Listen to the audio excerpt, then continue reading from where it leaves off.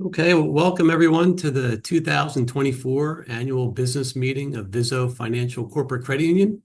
This meeting is now called to order. We want to remind everyone that only authorized representatives of our member credit unions may address the meeting. To properly record the minutes of this meeting, we will need you to identify yourself and the member credit union that you represent prior to addressing the meeting.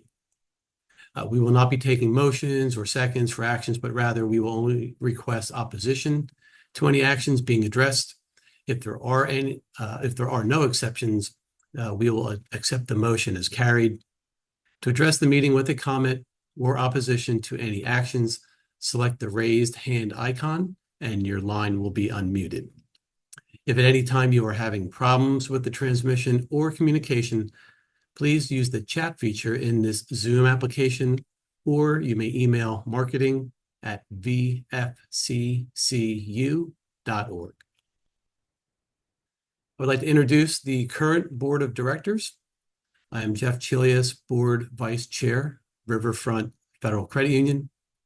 Scott Woods, board chair, South Carolina Federal Credit Union. Scott is unable to be with us today. Dan Berry, board treasurer, Duke University Federal Credit Union. Janice DeCorte, board secretary, Health Share Credit Union. Derek Fizell, PAHO WHO Federal Credit Union. Paul Hughes, Greenville Federal Credit Union. Jerry King, Dextay Federal Credit Union. Mark Volponi, USX Federal Credit Union. And Scott Weaver, Carolina Foothills Federal Credit Union. Our associate board members are Elba Arenas, MC Federal Credit Union. Sue Stefano, First Capital Federal Credit Union. And our supervisory committee members are Amy Liqua, Chair, Norwin Teachers Federal Credit Union, and Maria Lavelle, People Federal Credit Union. Vizo Financial's credit committee members are Janice DeCorte from our board serves as the chair, and she is joined by Carol Fisher, Corner Post Federal Credit Union, and Richard Socha-Maurer, Member 1 Federal Credit Union. I would also like to introduce the executive management team. We have Fred Eisel, President, CEO. Janice Appleby, SVP, Chief Human Resources Officer. Joe Bertato, SVP, Chief Culture Officer. Mark Brown, SVP, Chief Financial Officer. Lori Gall, SVP, Chief Risk Officer. Rodney May, SVP, Chief Engagement Officer. Jeff Stoner, Chief Technology and Strategy Officer. Tim Sustak, SVP, Chief Treasury Officer. And Scott Wood, SVP, Chief Investment Officer. We also have several other corporate staff with us today, and we welcome all of you. Thank you. I would like to appoint Jamie Agostino as the meeting moderator and Bonnie Cameron as the recording secretary for the 2024 annual meeting. And now I would like to ask our board secretary, Janice DeCorte, if we have a quorum. Yes, Vice Chairman, there is a quorum present. Okay, thank you, Janice. And the minutes of the Vizo Financial Corporate Credit Union annual meeting, which was held on June 21st, 2023, were provided prior to the meeting's commencement. I'd like to call for any corrections, additions, or deletions. At this time, select the raised hand icon if you would like to comment, and your line will be unmuted.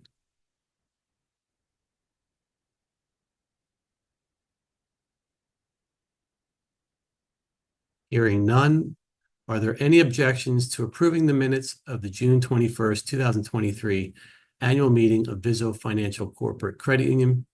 Again, select the raised hand icon if you have an objection, and your line will be unmuted.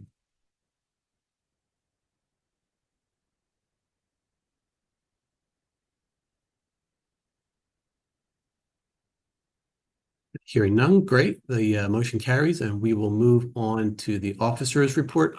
I'll start with the chairman's report. This year's annual report was once again produced in electronic form, and a link to the report was provided to all registered attendees. It is also available on the Vizo Financial website. The official written chairman's and executive report appears in the 2023 annual report. However, I do wish to make a few additional comments today on behalf of the chairman.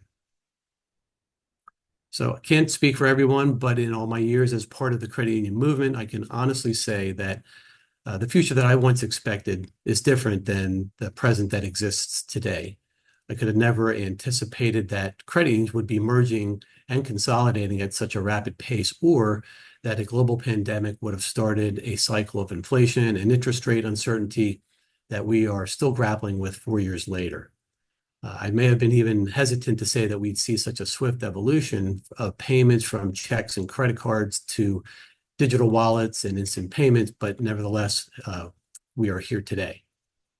Regardless of how my expectations from yesterday stand up to the reality of today, I can truly say that the corporate and our members have handled this time of rapid change and mass modernization with such grace.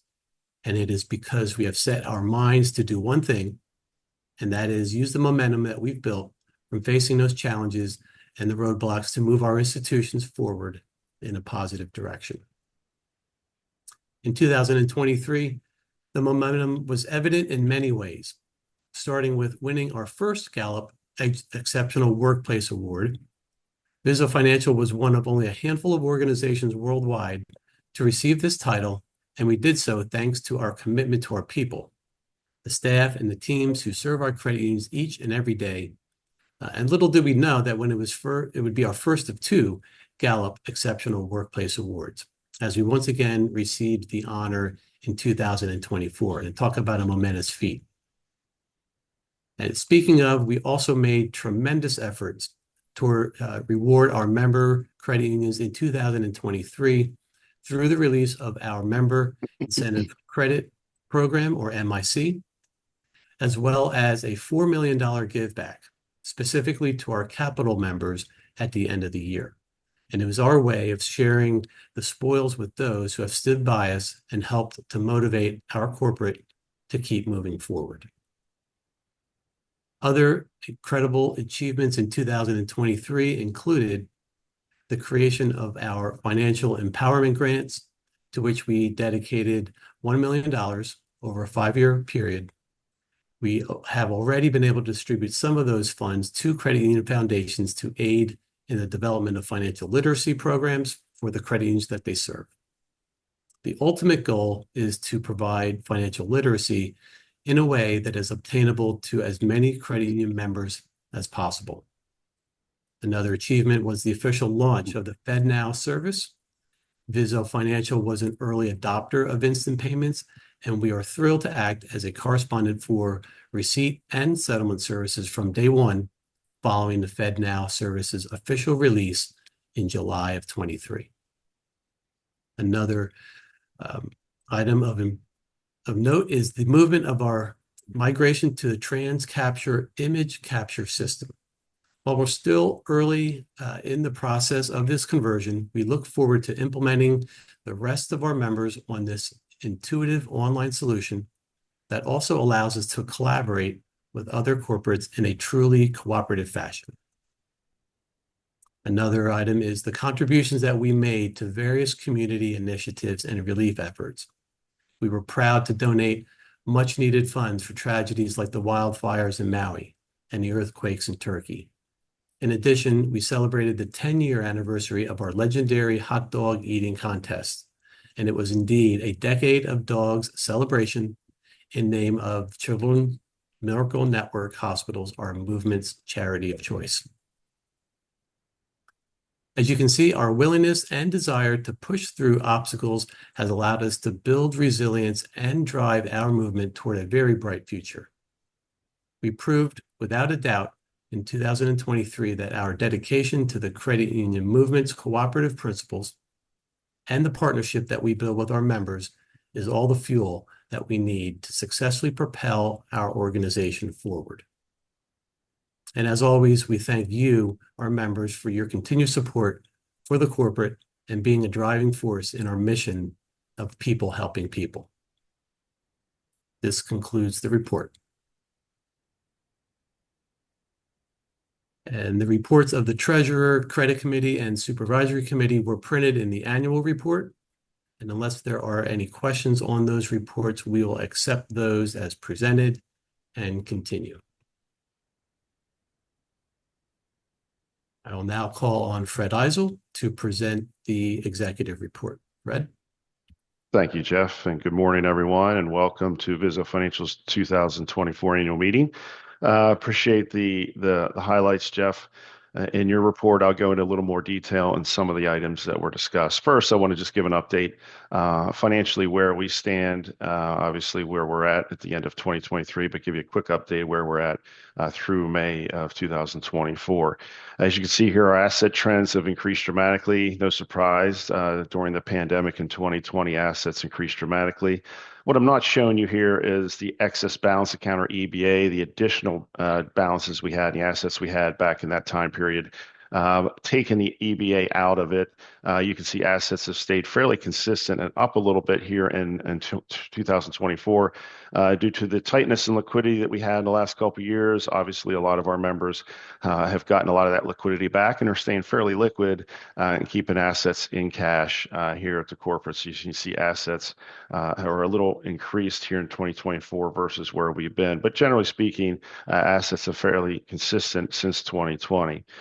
You can see in the next graph, our retained earnings, the income we're making is increasing quite nicely as well. Again, a dramatic change from 2020 to 2021 and into 2022. Most of that was from the U.S. Central refunds we received over those years, but income has been fairly solid for all of those years, and income very consistent. And so far, year to date in 2024, we've made $11.3 million. So income remains extremely solid year over year. On the next slide, you can see our retained earnings, or RUD, as we call it, RUD capital ratios. And those have increased dramatically as well, with income increasing and assets staying fairly consistent. Now, our assets will move around quite a bit, so these ratios will bounce around just like yours do. But our internal goal that we developed last year at our board planning session and long-term goal is to keep this retained earnings, or RUD ratio, above 6%. We were there last year. We were still there through May of 6.37, again, dropping a little bit because assets have grown a little. But this retained earnings RUD capital ratio goal is a very solid goal for us, and keeping that above 6% is a long-term goal that we are at this point. On our next slide, you'll look at our Tier 1 capital. And Tier 1 is our retained earnings that we have, plus the perpetual contributed capital, or PCC, that you, the members, have given us. And you can see our Tier 1 capital in millions here, $579 million through the end of May. Again, a big uptick in 2020, 21 due to those U.S. Central refunds. What we like to look at is our Tier 1 capital ratios. This is something the NCUA likes to look at as well. And you can see that ratio has increased dramatically over the last number of years. Again, declined a little bit here in 2024 due to the increase in assets slightly, but well above 10%. And you can see on the next slide how we measure against our regulation, Reg 704, that we need to follow. Based on the NCUA, to be a well-capitalized corporate, our Tier 1 capital ratio needs to be above 5%. We are double that. So you can see our capital levels are extremely strong. We have made a commitment at the board and management level to have a very solid, strong, capitalized corporate. And you can see our capital, Tier 1 capital levels are double what's required to be well capitalized. And in fact, internally, once again, the board and management have come up with some long-term goals to keep this capital ratios, Tier 1 capital ratio, between that 7 and 9%, ideally above the 9% level. Again, knowing that we're going to have some asset fluctuation, and that's going to move this ratio around quite a bit. We may have some strategic goals in the coming years that maybe utilize some of the capital that pulls that down below the 9%. But overall, long term, we want to keep a very high level of Tier 1 capital, well above the well-capitalized level that the NCUA puts in place for us. Just looking at total capital trends on the next slide. This is Tier 1, which is the PCC and the RUD. Total also includes our non-perpetual capital. We have a small amount there, and the total there is 587 million. As a corporate, we do have to look at our total risk-based capital, and you can see there our total risk-based capital trends are significantly high. And if you look at the next slide, you can see where we measure up against the corporate regulation. You can see even in 2018-19, our total risk-based capital was around 25 to 30%. To be well capitalized based on a reg is to be 10%. And you can see here in the last couple of years and through May, we're at 126%. So that is not a misprint. That's an actual correct number. That just shows you the quality of the assets we have on our balance sheet and the commitment we have to have a conservative but a strong balance sheet and also obviously very strong capital. So significantly above well capitalized. And even prior to the growth in income, we were 25, 30%. This will trend down. Most of this is due to cash. This will trend down to the crazy numbers you see here. But bottom line, our total risk-based capital ratios have always been very, very strong, and we're going to be well above regulatory minimums. And you can see on the next slide that 10% mix there. And then the marketable securities breakdown, this is as of December 31st of 2023. The reason why the risk-based capital is so high, as you can see, obviously we have 3 billion. At the end of the year, we had 3 billion in cash. At the end of May, we averaged still about 3.5, 3.6 billion in cash. So we're very cash heavy right now. That's why the number and that risk-based capital ratio is so high. We're very liquid, as the members are as well. A lot of that liquidity is bank term funding borrowings. We have ourselves a $750 million bank term funding loan that will mature in June. So that cash level, about 3 to 3.5 billion, will drop to 750 million immediately, mid-June for us. We know other members of ours that have cash with us have some bank term funding loans. That cash is resident on our overnight account, and those funds most likely will mature and move out as well. So that cash level of 3 billion is very, very high at this point. We can see that trending down just from bank term funding loans maturing, but also just seasonal cash flows moving out for the remainder of this year. And that's our projection at this point. But you can see our next biggest pocket of our portfolio outside of cash is SBA securities. We got 1.6 billion in that bucket, and that's been an asset class we've loved for a long time. The regulator loves it. We love it because it is 100% government backed. It's floating rate without a cap. It's tied to prime, so the index is great. And that's the assets we use to back and collateralize our line at the Federal Home Loan Bank Atlanta. We don't have mortgage loans like you, the members, do, so we use those primarily as our collateral for backing our line. But you can see agency CMOs. U.S. Treasuries, we have 300 million at the end of the year on those. We use Treasuries to match against any certificates of deposit the members buy through Vizo. So we have a lot of risk-free investments, government-backed investments here. The investments we do have some credit risk in are minimal. We will see increase in some of those asset classes. There haven't just been a market opportunity to buy those that have been available, or the spreads have not been there, but you'll see some of these increase over time and cash decrease. But even if that risk-based capital ratio declines, it's declining from a crazy high number. And again, once we get back to kind of a normal balance sheet, capital is very strong, very solid, and that we understand is our role as a corporate credit to provide liquidity and to provide a balance sheet that has very, very strong capital for you, the member, and to have access to the line of credit that you have with us. So moving on to some of our 2024 key initiatives, what I wanted to do start with is just talk about our vision statement. We've had this in place for many years. It hasn't changed, and I don't see it changing because it really summarizes what we are and what we want to be as a corporate, just helping you, the credit union, succeed through excellence that we have at the corporate, the expertise that we have here at the corporate, and the partnerships we have developed throughout the years on the things we do internally and externally to help you, the member. Obviously, one of the big pillars we have is financial management. And again, maintaining strong liquidity is a core piece of what the corporate does. That's why we were initially created, and having that line of credit for the members is critical. Again, like I said, cash is extremely high. It has been for a while. We've averaged 3.6 billion in cash in May. Once again, we'll see those balances decline through the remainder of this year with bank term funding loans maturing, just cash leaving. But we are very liquid right now. And as I overviewed, we're very well capitalized, and the plan is continue to be very well capitalized, well above regulatory minimums. But we also want to offer, we want to have strong capital, but we also want to give back to the membership, as Jeff mentioned in his comments. And one of those ways is to provide a very strong overnight account for the members with their excess liquidity. We have a flex account, as we call it, that pays 5 basis points over what the Fed's paying on their overnight account. And we pay a very strong PCC rate, the capital that you folks have provided to us.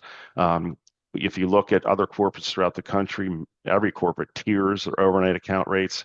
We do not tier. We pay one rate. So whether you have $5 in your flex account or 500 million in your flex account, you're going to get the same rate. All large and small creditors are going to get the same rate, and that rate's extremely competitive. And so we have most of our members, even our large members, taking money out of the Fed and moving it to that flex account for that additional income.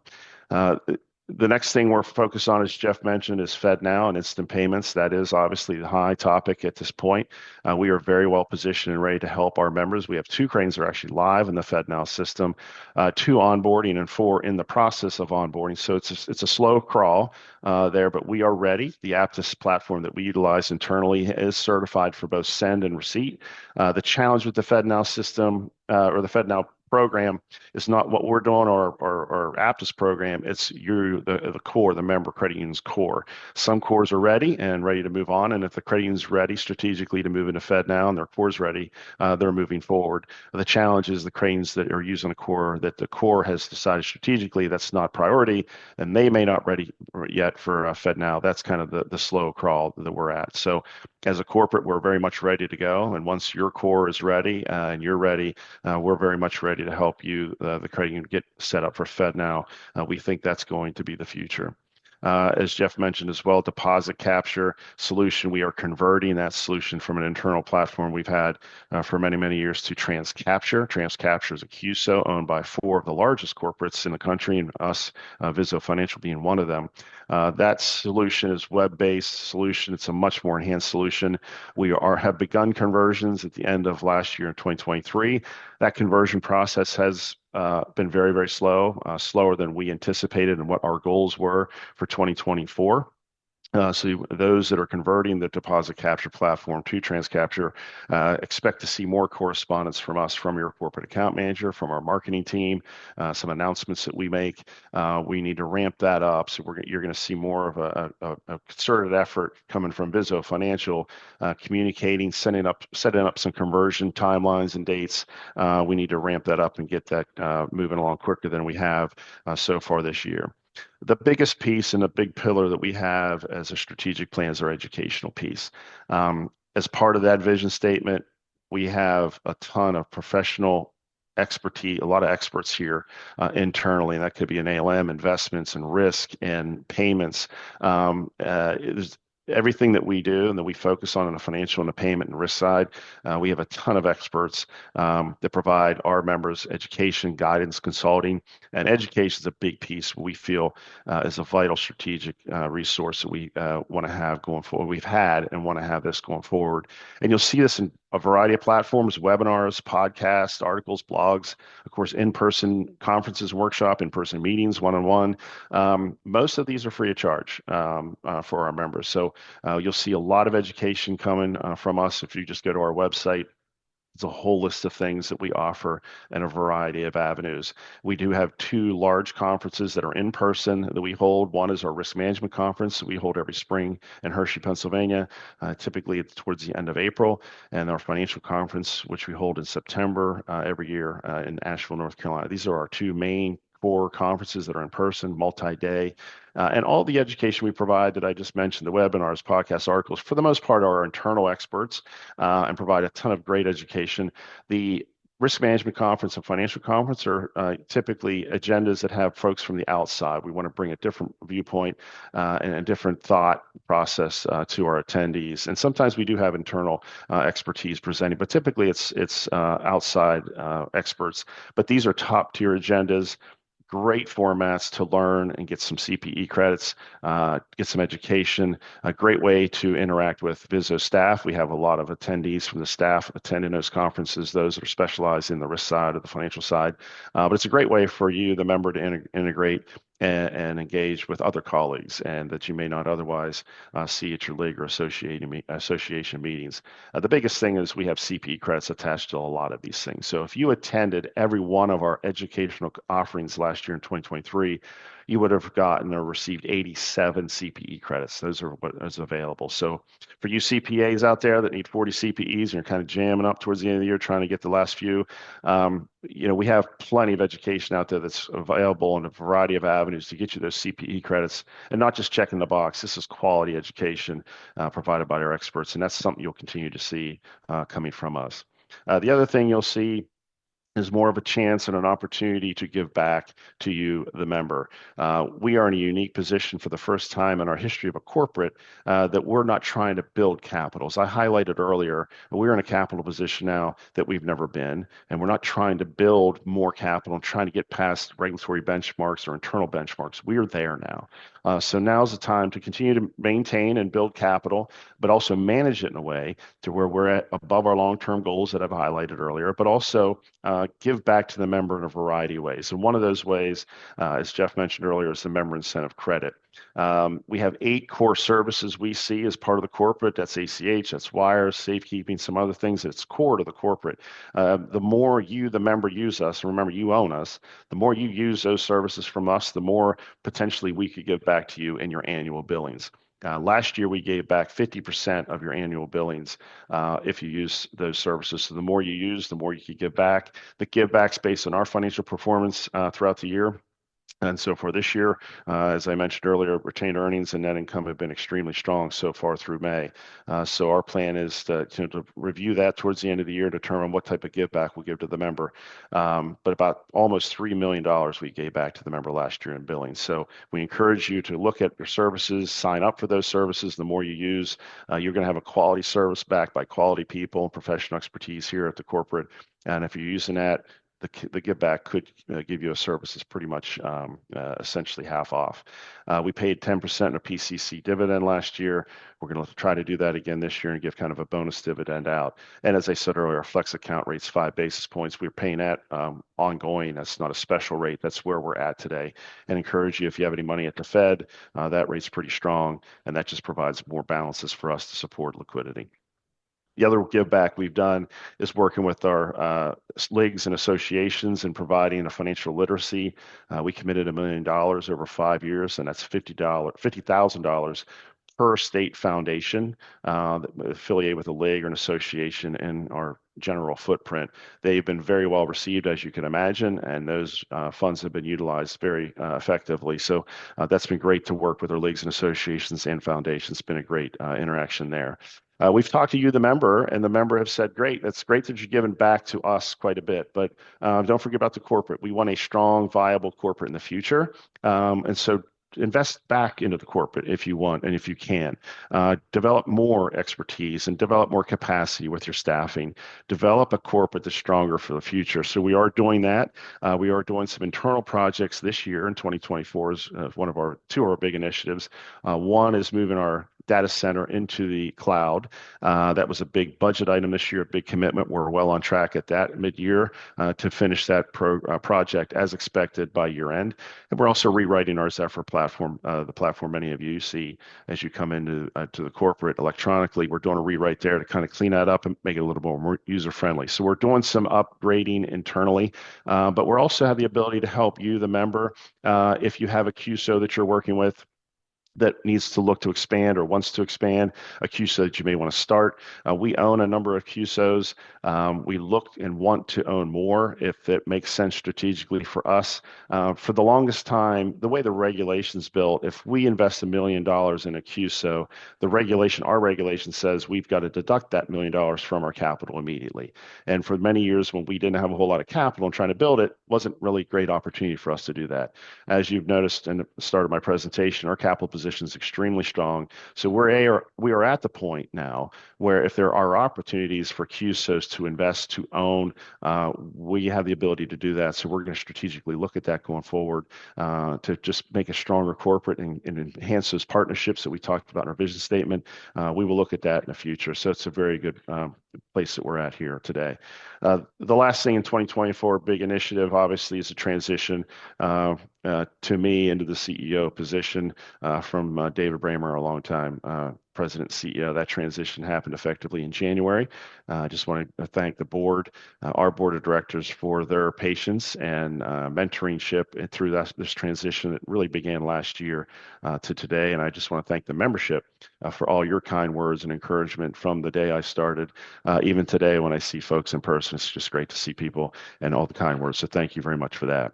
The last thing I wanted to cover is our staff and our core values. Once again, similar to the vision statement, these core values were established many years ago. They have not changed. And once again, I don't see them changing because it really encapsulates what we're trying to do as a corporate and what we're trying to do as a staff internally to provide the best member service and have the best corporate out there for our members. And you can see the core values there on the screen, the integrity that we're going to have, the passion for the service and what we're here to do as a corporate, having a very strong culture to be one unified team. And internally, even though we have great folks and we have experts, we're always trying to learn new and different things, and things like AI and other things that come out. We're trying to learn and stay on top of that to help the membership.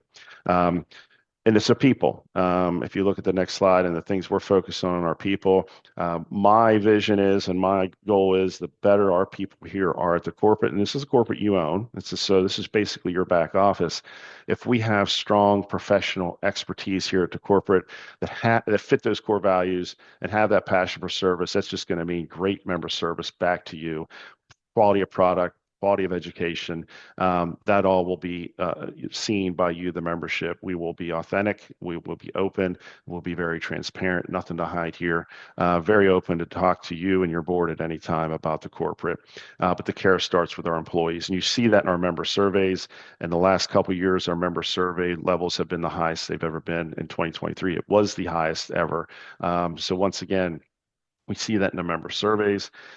In my position now, when I see credit unions out at league association meetings, chapter meetings, anytime I'm out talking to members face to face, the first thing I always say is, thank you so much. Your staff is incredible. They will maybe mention somebody personally by name, but it amazes me, and it's warming to me that every time I see somebody, not every time, but many times I see a member, the first thing they mention is our staff and the quality of our staff. And that is just great to hear. And that just makes this interaction, this relationship between the corporate and the member that much stronger. So our people are mostly remote still. We went remote like everyone else did during the pandemic.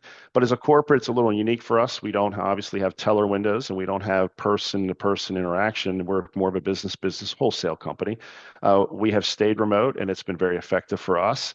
It's worked very well for us. It allows us, because the expertise we're trying to build in certain areas allows us to be a lot more strategic in our hiring. And so we do have satellite offices throughout our footprint here in the East Coast, but we do have folks that are kind of around the East Coast that may be a little further from the satellite office, but we're getting quality, high-level people that we want to have in-house that we think it's a benefit for you, the member. We have an extreme focus on culture. Even though we're remote, we still get together quite a bit virtually, and we use the tools that are available today to stay connected as much as possible. We still get together in person. We have quarterly management retreats. We have staff meetings. We have times to get together in our offices. Just here in May, we got together in the middle of May. Early May, we got together staff at some baseball games and got together there. So culture is a critical focus for us. It has been for many years. And that shows, as mentioned by Jeff, that for the second year in a row, we won the Gallup Exceptional Workplace Award once again. So it just shows you the commitment we have for culture. It shows that it's working, even though we're remote. The focus on our core values of just being a strong, unified team, but also focusing on you, the member, and our passion for service. It all works extremely well. So thank you for that. And you can see from the next slide, our percentage of engagement of employees last year, it dipped, quote unquote, dipped to 83%.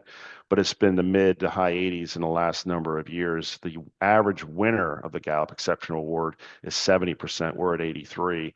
The national average of companies is 30%. So it just shows you something that's always ongoing, something we're always working on, never happy exactly where we're at. There's always room for improvement, but something that we completely focus on that, again, at the end of the day, will reflect back in quality member service back to you.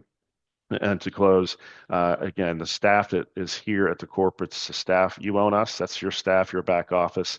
Our goal, my goal, is to have a high level of professionalism, expertise, which is what we have. That is our vision, and a deep commitment to our members. And again, it shows in our member surveys, member interactions, and usage. So a big thank you to the staff and all that they do and their commitment to the corporate and passion to service to the membership. But again, thank you to the membership for all your usage, commitment, and engagement over the years, and we look to continue to further that and expand this corporate going forward. So thank you very much for your support. That concludes my report, Jeff. Hey, thank you, Fred. A truly good report. Are there any questions on Fred's report?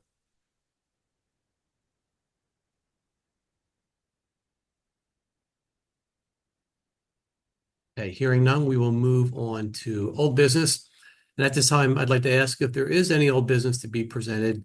Please select the raised hand icon if you would like to comment, and your line will be unmuted.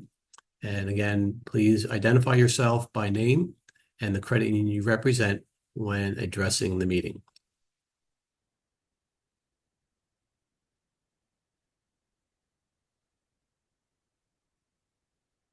Okay, and I'm not aware of any unfinished business.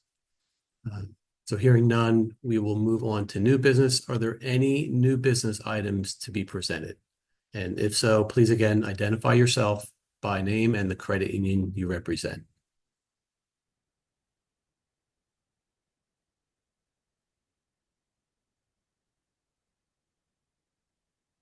Okay, I am not aware of any new business, and hearing none, we will next introduce the 2024 nominating committee.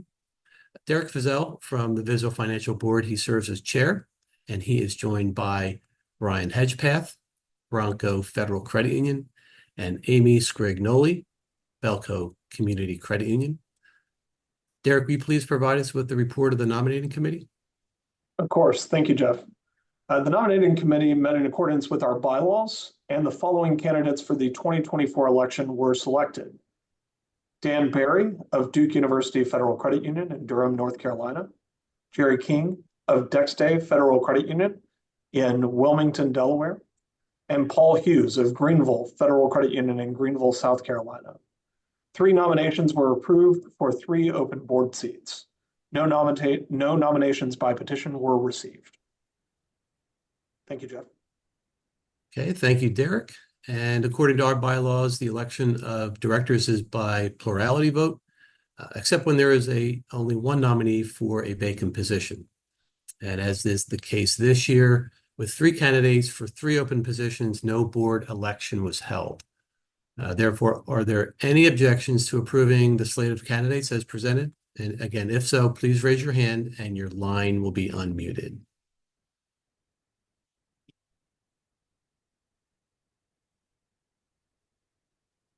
Okay, great. The motion carries. Congratulations, Dan, Jerry, and Paul.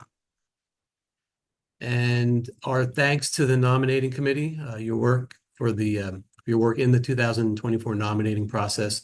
The committee is now hereby discharged. And being no further agenda items to address, are there any objections to adjourning the 2024 annual business meeting of Vizo Financial Corporate Credit Union? If so, please raise your hand and your line will be unmuted. Okay, seeing none, motion carries. And thank you for attending the annual meeting. Have a wonderful day.